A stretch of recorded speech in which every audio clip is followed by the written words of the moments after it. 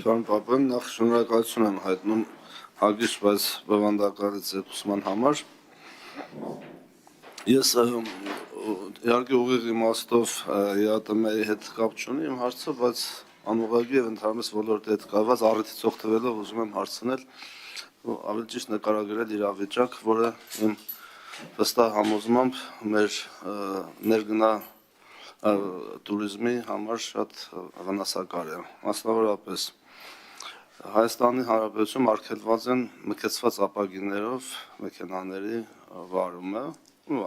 առաջնային մասի դիմապակու եւ կողապակիների վարորդի, բայց մենք ունենք հարևան երկրներ,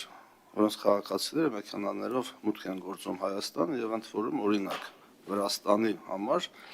արգելված չի մկեցված ապակիներով երթևեկությունը։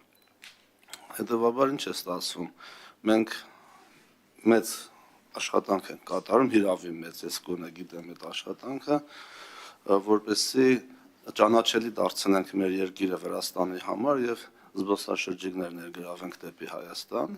բավական լուրջ աշխատանք է կատարվում եւ հասարակական միջավայրում եւ նախարարության մակարդակով, բայց Վրաստանի քաղաքացին, տուրիստը մտնում է Հայաստան, մաքսակետից դուրս է գալիս եւ հաջորդ պահին մեր բարեկը նրան տուգանում է մեկեցված ապակիների համար։ Այդ մարդը խոսի 1000 տեղ, երկրորդ անգամ երբեք Հայաստան չի գա եւ առնվազն իր մեծ միջավայրում կտրամադրի Հայաստան եկողներին Հայաստան գալու դեմ։ Սա խնդիր է։ Ես հասկանում եմ, որ մեր երկրում գործում են մեր օրենքները, բայց ես հիշում եմ, որ ժամանակին, երբ որ Վրաստանում արգելված էին մկեցված ապակիներով երթևեկությունը Հայաստանում ոչ, Հայաստանի զբոսաշրջիկը, որ գնում էր մկեցված ապակիներով մեքենայով Վրաստան, նրան որևէ մեկ վրացի բարեկ չէր փոչնդոտում, չէր տուգանում եւ նրանք որոշակի ժամանակահատված առնվազն իրենց հանգստյան ժամանակահատվածը հանգիստ երթևեկում էին Վրաստանով։ Իհարկե հարցից հասցեատերը հասկանում եմ ներքին գործերի նախարարությունն է, որտեղ տուգանող հիմնարկը ինքն է, բայց դուք հետևանքների հասցեատերն եք, որպես էկոնոմիկայի նախարարություն, որի կառուցվածքի մեջ գործում է տուրիզմի գործակալությունը։ Եվ ես այո շարունակում եմ պնդել, որ սա խնդիր է, ես այն լուծում է պետք, կարող եմ առաջարկել լուծումներ։ Օրինակ,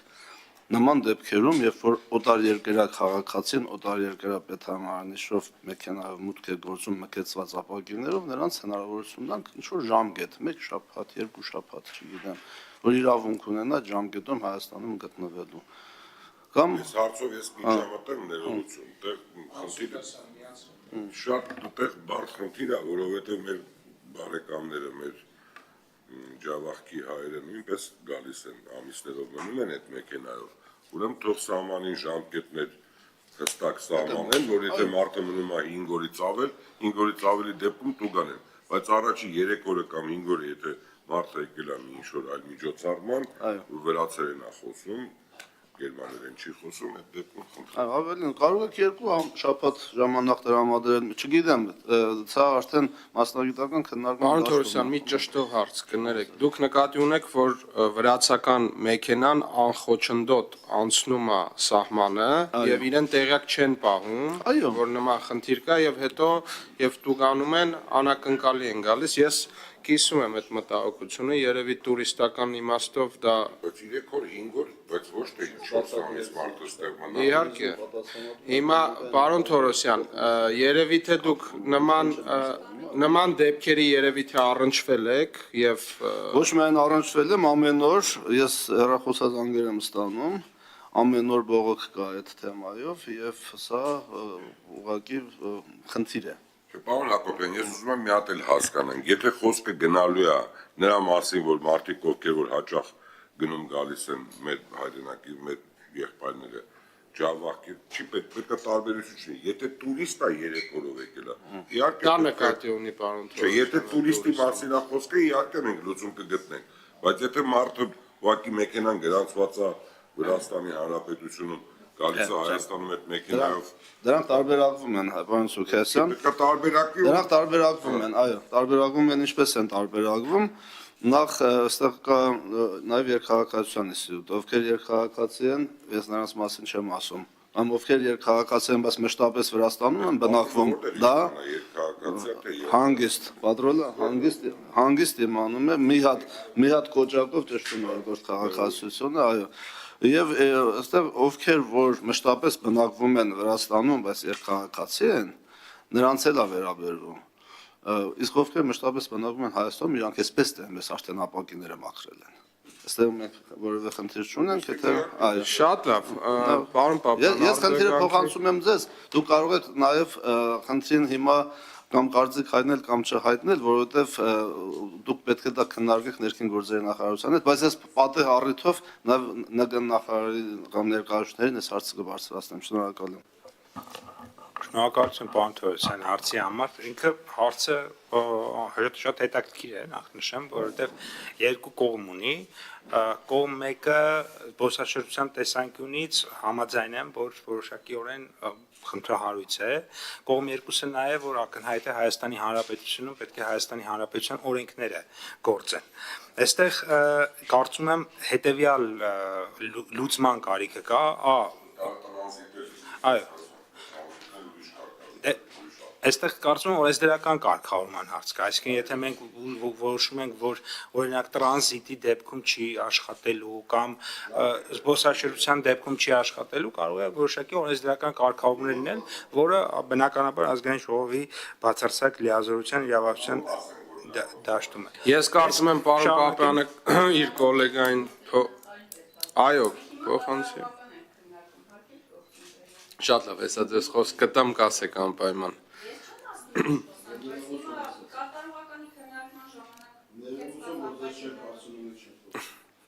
Ես խնդրում եմ չընդհատենք իրար արգելի գործընկերներ։ Ավարտեք պարոն Պապյան։ Ես հարց ունեմ, բայց այնուամենայնիվ ես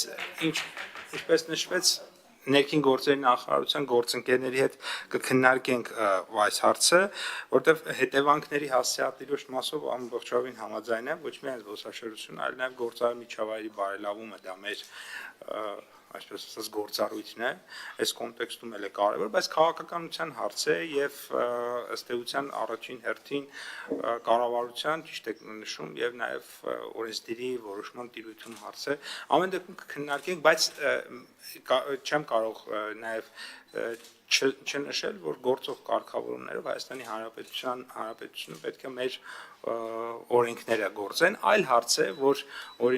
ես կարծում եմ, որ օբյեկտիվորեն մարդը պետք է տեղեկացված լինի, այսինքն քաղաքացին օրինակ երբ որ մտնում է Հայաստանի Հանրապետություն, իրան պետք է ասեն, որ դու այս մեքենաներով ենթադրենք, որ մտար Հայաստանի Հանրապետություն այս վիճակով, քեզ տուգանելու ենք, որովհետև Հայաստանի Հանրապետությունում այսպիսի օրենքներ են գործում։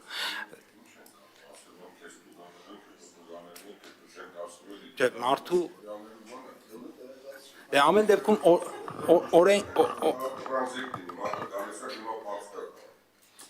նկատի ունեմ օրենսդիրի դաշտում է գտնվում առաջին։ Միանշանակ խնդիր է, որին անդրադառնալ պետք է, ես վստահ եմ, որ լսեցին նաև պատկան մարմինները կարձագանք են անպայման։ Պարոն Պապյան, ես մի հարց ունեմ այդ մեքենաների քվոտաների հետ կապված, վստահաբար դուք էլ տեղյակ եք, այս վերջերս բավականին շատ աղմուկ բարձրացավ էլեկտրական մեքենաների քվոտայի հետ կապված, այնտեղ մի հատված տրվել է օֆիցիալ դիլերներին, մյուս հատվածը մասնավորներին, բայց այնպիսի իրավիճակ է ստացվել, որ դիլերները, երբ որ մեքենայի պատվերներ են ունեցել, ֆիզանձանց անուններով են բերել,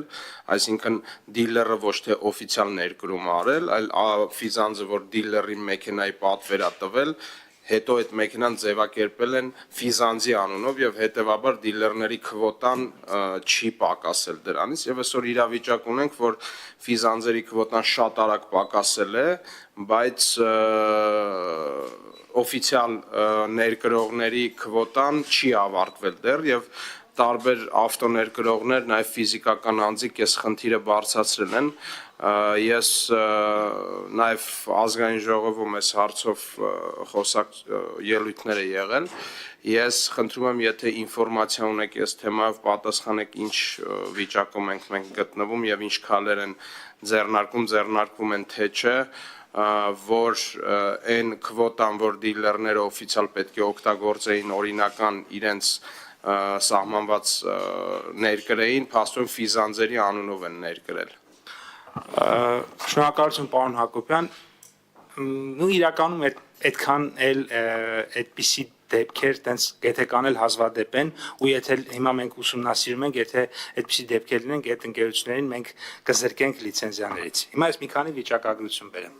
Ուրեմն նշեմ, որ իրականում այդ 5000 մեքենաներից սկսենք նրանից, որ իրականում 5000 չի եղել, այդ 5000 մեքենաներից 1086-ը արդեն իսկ 24 թվականի դեկտեմբերին եղած եւ այսինքն տեղափոխվածներն են։ Փաստացի 3914 մեքենայի մասին է խոսք եղել։ Այդ 3914 մեքենայից 1848-ը օրինակ BYD է, որը դիլեր չունի Հայաստանում։ Այսինքն արդեն դա դուրս եկավ։ Երկրորդ տեղում Tesla-ը 885, որը էլի դիլեր չունի Հայաստանում։ Երրորդ տեղը Chevrolet-ը, որը էլի Tesla բանա, դիլեր չունի Հայաստանում, 728։ Չորրորդ տեղում Li Xiang 536, որը դիլեր չունի Հայաստանում։ Դիլեր ունի ըստ էության 5-րդ տեղի Hongqi անունով այդ բրենդը, որից ընդհանուր առմամբ ֆիզիկական անձինք եւ կազմակերպությունը իրար հետ ներմուծել է 182 մեքենա։ Դիլեր ունի մեկ էլ, ես ուղղակի sense բրենդերի անունները նշեմ, որ շատ կոնկրետ լինի։ Հա, Zeekr, Nissan եւ այլն։ Այսինքն մոտավորապես որ դիլեր ունի եւ ֆիզանձը ներմուծել է, ոչ թե ընդամենը դրա խոսքը մոտ 240 մեքենայի մասին է, բայց դրանց ինչ չափը որ մենք ուսումնասիրել ենք, պարզվել է որ դրանք նես չի որ ձեր ասած նկարագրության դեպքն է, այսինքն ֆիզանցինք օրինակ բերել են այսքան քանակությամբ Hongqi, դիլերն էլ բերել է այսքան քանակությամբ Hongqi, այսինքն սրա մի մասը դիլերի վերածն է, մի մասը ֆիզանձի վերածն է, բայց մենք հիմա հատ-առհատ այս բոլոր այս մոտ 300 դեպքեր ուսումնասիրում ենք ու եթե պարզենք որ թեկուզ մեկ դեպք եղել է այդպիսի, մենք այդ դիլերին մեր կարգի համաձայն կարող ենք զրկել եւ կզրկենք իրենց այդ հնարավորությունից։ Շատ լավ, պարոն Պապյան, շնորհակալություն։ Կարծիք ունեմ, Հա, համեցեք։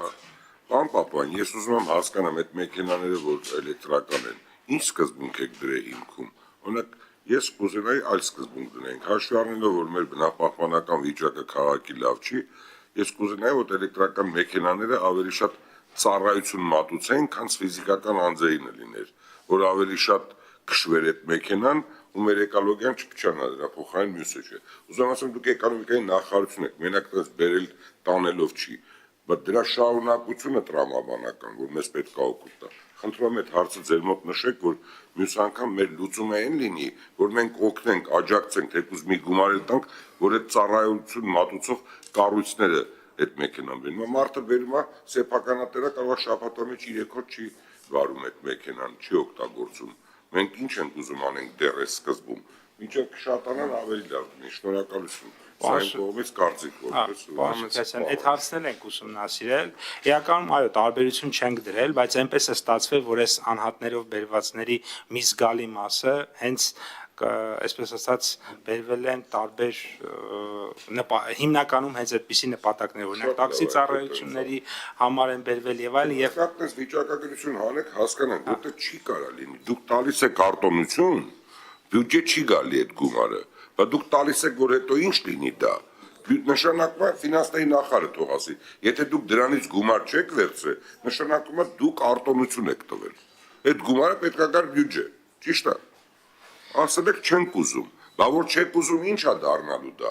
Մեկը տանի իր ավտոտնակում կանգնացնի ոչ մի բան չանի, շաբաթը մի անգամ վարի չեմ ուզում։ Տվեք բոլորը թող ծառայություն մատուցեն, դիստրիբուցիա կլինի, տաքսուտակ կլինի, չգիտեմ օդանավականից տուրիստ կտեղափոխի, թող գնա մաքսիմում 24 ժամ աշխատի։ Շնորհակալություն։ Դե իրականության մեջ երբ որ քվոտան վերցվել է, որպես նպատակադրում ընդհանուր նպատակադրում է սահմանվել կանաչ տեխնոլոգիաների զարգացումը, բայց հաջորդիվ այլ նպատակադրում նաև ունենք, էական չի նոր քվոտա կունենանք թե ոչ, դա առանձին քննարկման հարց է եւ միայն Հայաստանի որոշման տիրույթում չէ, այնուամենայնիվ հիմա մենք ավելացված արժեքի հարկից ազատման արտոնություն ունենք, որը շարունակվելու է գործել, այդ արտոնության պարագայում մենք մտադիր ենք ըստ էության մինչև 2 տարվա մեքենաների համար դա կիրառելի դարձնենք, որ դրանով իսկ նաև նոր տեխնոլոգիաների վրա հնարավորություն տալ, այսինքն մեկ այլ բան է, երբ որ էլեկտրական մեքենա է, բայց ինքը 10 տարվա մեքենա է, եւ շուտով իր դուք ավելացած արժեքի հարկից ազատելու եք, չեք կապելու իր գործունեության հետ։ Նկատում եմ, եթե նա տանի ծառայություն մատուցի, ընթացքում ավելացած արժեքի հարկա գոյանալու, դուք կարաք այդ գումարը տեղափոխեք իրան, ասեք, դուք 2 տարվա մեջ մարեք։ Դրանով նույնպես կնպաստեք բնապահպանական խնդիրների լուծմանը։ Քննարկման հարց է, քաղաքականության որոշման հարց է, նորից էլի պետք է գեներացնի, չէ՞ պետությանն է դա ձեռնտու քաղաքականության։ Դե ամեն դեպքում այս բանը Հայաստանի Հանրապետության շահը է դա պահանջում շնորհակալ։ Այս բանը ազգային ժողովը այդպես է որոշել եւ կառավարություն ստիպված բնականաբար կանի այն, ինչ որ ազգային ժողովը որոշել է։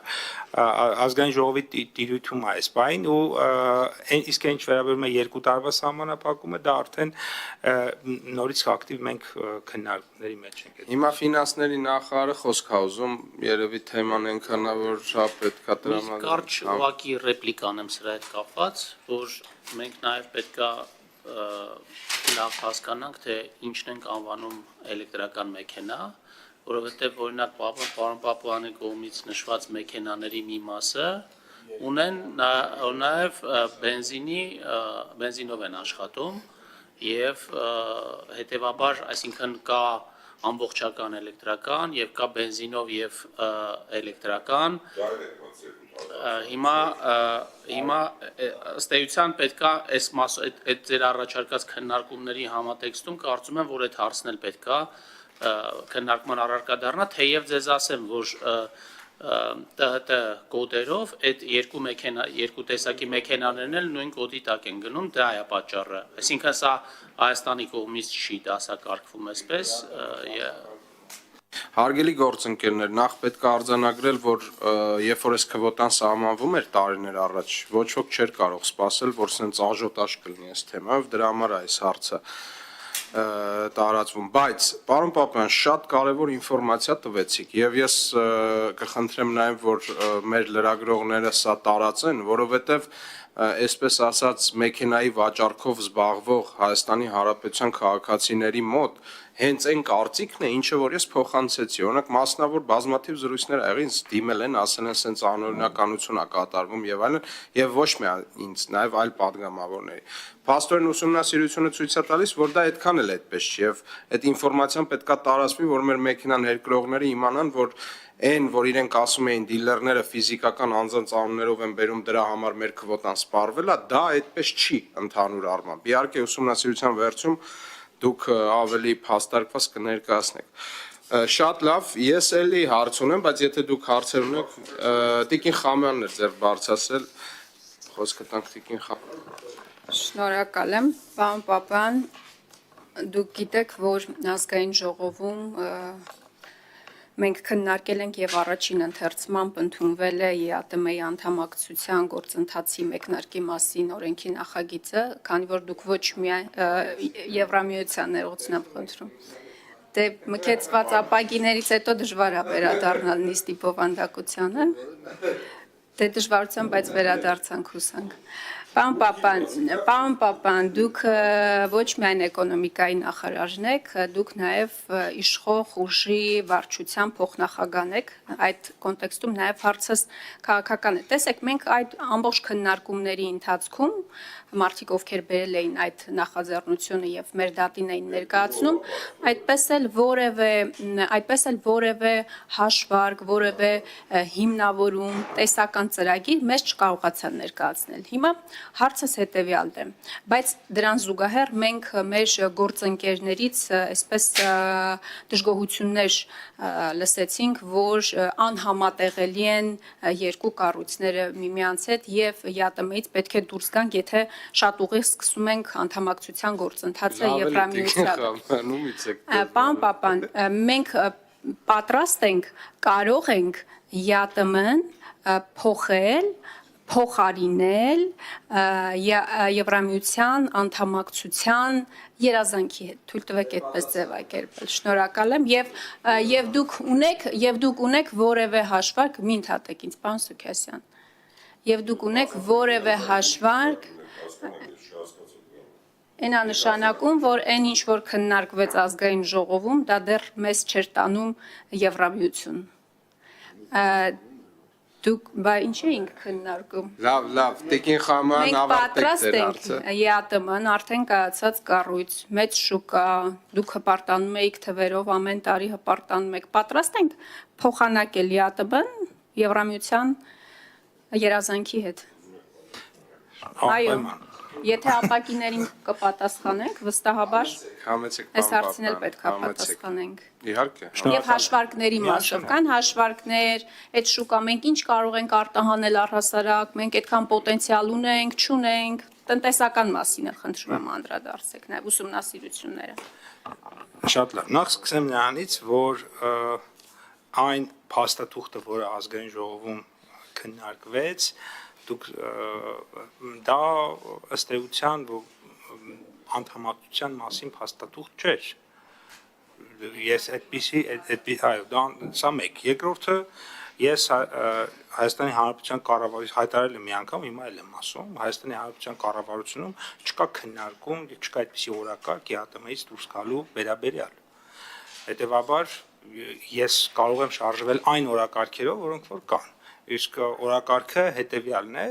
տնտեսությունը որքան հնարավոր է դիվերսիֆիկացնել, ընդ որում դիվերսիֆիկացիան դա չի ենթադրում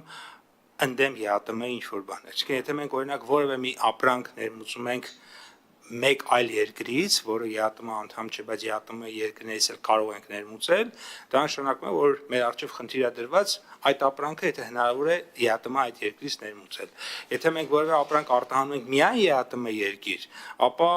մեր առջև ամբողջ նախարարության առջև խնդիր է դրված այլ երկրների շուկաներ էլ գտնել։ Կարճ ասած, սա մի գործընթաց է, որը ոչ կողմ է որևէ շուկայի, ոչ դեմ է որևէ շուկայի։ Սա կողմ է Հայաստանի Հանրապետությանը, որովհետև մենք խնդիր չունենք մեր կախվածությունը մեկ շուկայից փոխարինել մեկ այլ շուկայից կախվածության, կլինի ներմուծում, թե արտահանում։ Մենք խնդիր ունենք ինչքան հնարավոր է բազմաթիվ թելերով տարբեր շուկաներից կախվենք, այդ թվում նաև ԵԱՏՄ շուկայից եւ ԵՄ շուկայից, Մերձավոր Արևելյան շուկայից, ասիական խոշոր շուկաներ կան Չինաստան, Հնդկաստան, Հարավարևելյան Ասիա, Ամերիկա, Կանադա եւ այլ, եվրոպական ոչ ԵՄ անդամ երկրներ եւ այլ, այո, եւ հակառակը, այսինքն այս առումով ուզում եմ նշել, որ այդպիսի մենք սպասարկում ենք այն օրակարգ, որը իրականության մեջ կա, իսկ այդ օրակարգն է, որքան հնարավոր է շատ եւ սերտ տնտեսական փոխհարաբերություններ ունենալ հնարավոր պոտենցիալ բոլոր շուկաների հետ։ Եվ ես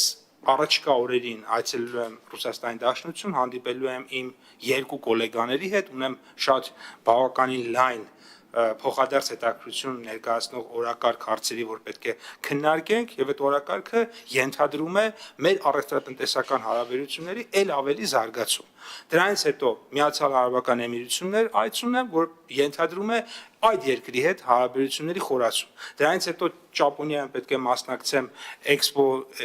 Օսակային, որը ենթադրում է առաջին հերթին հենց այդ երկրում, այդ տարածաշրջանում ընդհանրապես ամբողջ աշխարհում Հայաստանի ճանաչելիության բարձրացում, առևտրատնտեսական հարաբերությունների զարգացում եւ այսպես շարունակ։ Այսինքն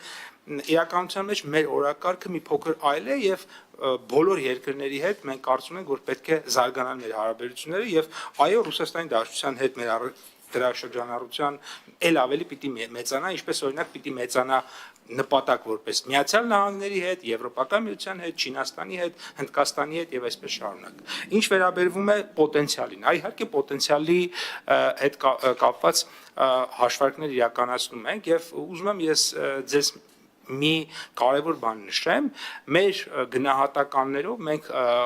իհարկե այնտեղ Եվրոպական միության շուկայում դեռևս մենք ունենք սահմանափակումներ որոշ ապրանքների արտահանումը, բայց այդ ուղղությամբ աշխատում ենք եւ հաջողություններ արձանագրում ենք, օրինակ ձկնամթերքի արտահանումը փակված էր Եվրոպական միությունում եւ նաեւ երկարատև այդ աշխատանքի արդյունքում այդ հնարավորությունը մեզ համար բացվեց, ինչ շատ ուրախալի է, մենք շարունակում ենք աշխատել այդ ուղղությամբ, որովհետեւ մսամթերքն է շարունակում փակ մնալ, այսինքն կան իհարկե կան դժվարություններ իհարկե կան եւ մենք փորձում ենք այդ բոլոր ուղղություններով աջակցենք այդ թվում նաեւ կառավարությունը վերջերս աջակցության գործիքակալ տվեց դեպի Եվրոպական միության որոշ երկրների արտահանման ժամանակ իդեմս որոշակի գումարային աջակցություն ինչու համար ենք սա անում էլի սա շատ խիստ ժամանակավոր գործիք է ժամանակավոր գործիքը նրա համար է որ մեր գործարարները հարմարվեն եվրոպական շուկայում մնան եվրոպական շուկայում որովհետեւ բայց դա չի նշանակում, որ մենք էլի եմ կրկնում, շեղվում ենք մեր օրակարգից, որովհետև նույն տրամաբանությամբ վաղը մեր զբոսաշրջության կոմիտեն Մոսկվայում մասնակցելու է MITT միջոցառմանը, որ զբոսաշրջային մեծ միջոցառում է, դրանից առաջ էլ Մադրիդում էր մասնակցում։ Եվ նպատակը մի դեպքում Իսպանիայից եւ Եվրոպայից զբոսաշրջիկ բերելն է, այս դեպքում Ռուսաստանի Դաշնությունից զբոսաշրջիկ բերել։ Այսինքն մեր քիչ առաջ էլ խոսում ենք Վրաստանից։ Այսինքն մենք բոլոր ուղղություններով աշխատում ենք ու մեզ համար չկա այդպիսի քաղաքական այդպիսի սահմանափակում ընդհակառակը ինչքան հնարավոր է որտեղից հնարավոր է փորձելու ենք մեր առողջաշրջանառությունը ավելացնել։ Շնորհակալություն, արձագանք։ Ես սկսեմ վերջից կա ձեր համար քաղաքական սահմանափակում կամ առհասարակ սահմանափակում, պարոն Պապյան, շատ լավ է որ այդքան ճկուն եք, բայց վստահաբար տեղյակ եք, որ նույն ձեր խմբակցությունը, քաղաքացիական պայմանագիր խմբակցությունը, տեխնիկական վրիպակների պատճառով ճակերտավոր հետաձգել է երկրորդ ընթերցումը հարցի քննարկման։ Այսինքն այն պատասխանները, որ դուք տալիս եք, հրաշալի փայլուն դիվանագիտական պատասխաններ են, շատ լավ է, բայց դուք գիտեք, որ իրականությունը բոլորովին այլ է։ Իրականությունը այն է, որ մեր գործընկերները շատ զգայուն են, այսպես տանում Եվրամիության անդամակցության հետ կապված ցանկացած գործընթաց, դա կլինի իշխանությունների ձեռքով, դա կլինի այլոց ձեռքով, դա կլինի, չգիտեմ, ընդդիմադիրների ձեռքով եւ այլն եւ այլն։ Հիմա իմ հարցը շատ հստակ էր, ես կարծում եմ դուք այդ ճոխությունը ձեզ կարող եք հիմա թույլ տալ հաշվի առնելով, որ ձեր խմբակցությունը ետքայլ արել եւ փաստորեն երկրորդ ընթերցմամբ հարցը ինչ որ ժամանակով առժամանակ արկախվել է։ ԵԱՏՄ շուկա, այսինքն տեսանելի շոշափելի արդյունքներ, թե երազանք, ոչ շոշափելի Եվրամիության երազանք։ Դուք ո՞րի մեջ եք հիմա ընտրություն կատարում։ Առաջինի թե երկրորդի։ Համեցեք, պարոն Պապյան։ Տիկին Խաման, այո, զգայուն է հարցերը, դա պետք չի թաքցնել եւ աշխարհակաղակական իրավիճակներն էլ པարզ չեն ամենևին եւ բայց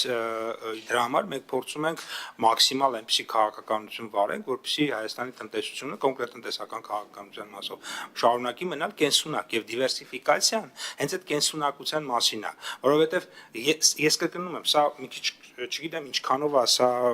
քաղաքական կամ ոչ թե այո, բայց պիտի ասեմ, եթե որևէ ապրանք մենք արտահանում ենք միայն Ֆրանսիա, ես խնդիր եմ դնում այդ ապրանքը նաև արտահանել Ռուսաստան, Չինաստան եւ Էմիրություններ։ Եթե մենք որևէ ապրանք արտահանում ենք միայն Ռուսաստան, ես խնդիր եմ դնում այդ ապրանքից արտահանել նաև Ֆրանսիա, Էմիրություններ, Չինաստան, որևէ ապրանք Չինաստան, այսինքն այստեղ երկիրը ինքը շատ պայմանական է մեզ համար, մեզ համար կարևոր է որպեսզի աշխարհից լինենք հնարավորինս շատ թելերով կախված եւ իհարկե մեր համեստությունը չպետք է կորցնենք, նաեւ ինչքան հնարավոր է աշխարհը մեզանից լինի կախված, սա մեր կենսունակության ամենակարևոր գրավականն է լինելու։ Ինչ վերաբերվում է ԵԱՏՄ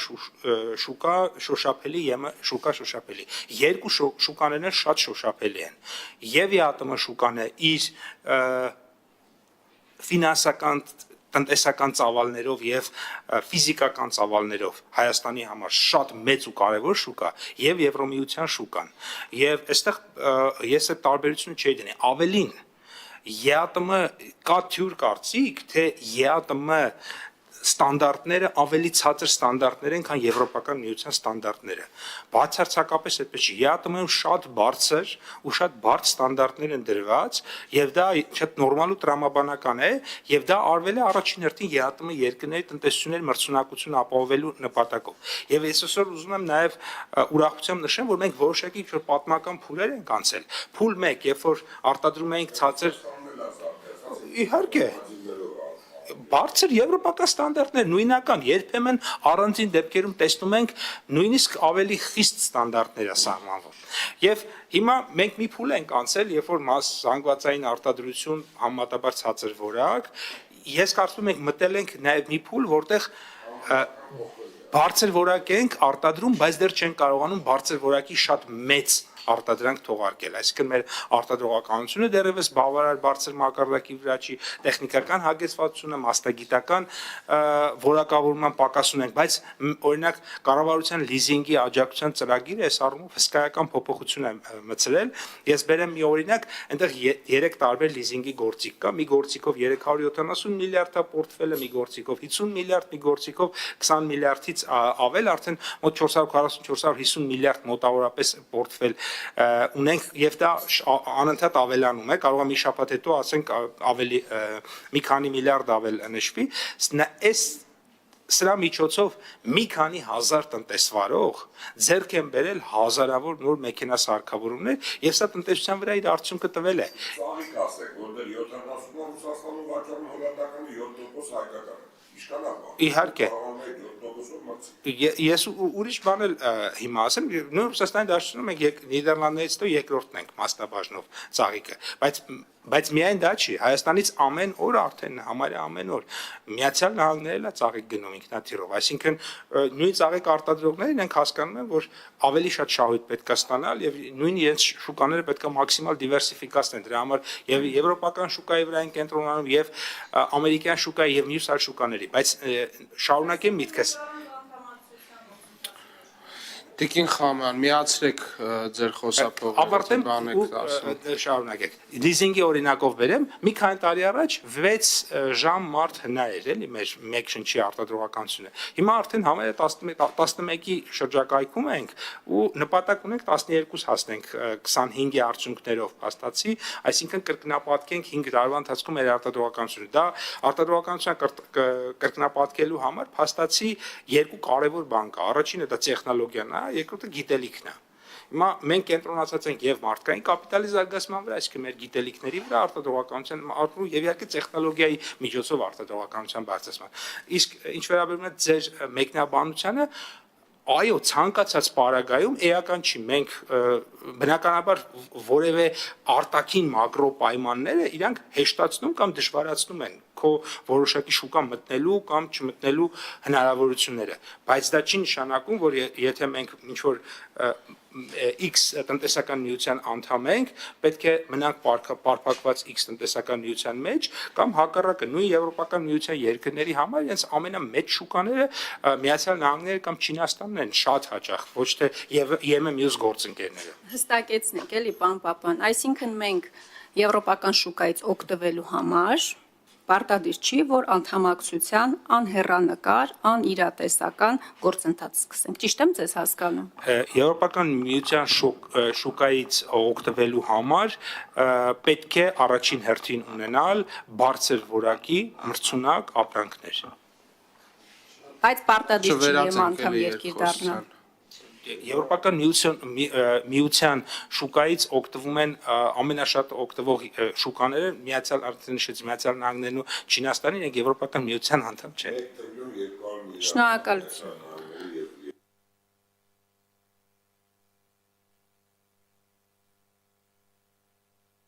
Պարոն Շքասյան, միացրեք խոսափողը։ Մի քանի հարց ունեմ, նախ առաջինը ես կավելացնեի Տիկին Խամանյանը ուրիշ ուղղությամբ ա գնում գնացքի են մյուս հատվածներ